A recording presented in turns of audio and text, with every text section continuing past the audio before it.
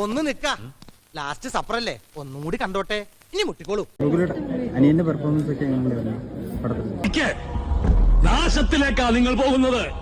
അത് ഞങ്ങൾ അങ്ങ് സഹിച്ചു. ഞാൻ പേപ്പറാച്ചിക്ക് മറുപടി കൊടുക്കാറ്.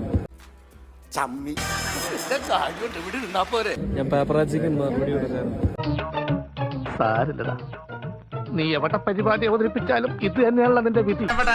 ഇതൊരു നടക്ക് പോണ ലക്ഷണില്ല. ഞാൻ ഇവന്റെ 2 വാങ്ങിച്ചിട്ടേ പോവുള്ളൂ. ടാഗുള്ള മീഡിയക്ക് ഞാൻ മറുപടി കൊടുക്കാം, പേപ്പറാച്ചിക്ക് ഞാൻ കൊടുക്കില്ല. നിങ്ങള് കണ്ടന്റ് വളച്ചൊടിക്കാനുള്ള ടീമാണ്. സത്യമാണെങ്കിലും എനിക്ക് അംഗീകരിച്ചു കൊടുക്കാൻ പറ്റുമോ? നിങ്ങളല്ല, നിങ്ങൾ നിങ്ങളുടെ കണ്ടന്റ് വിൽക്കുമല്ലോ മീഡിയക്കാർക്ക്, അവരതിനെ വളച്ചൊടിക്കും.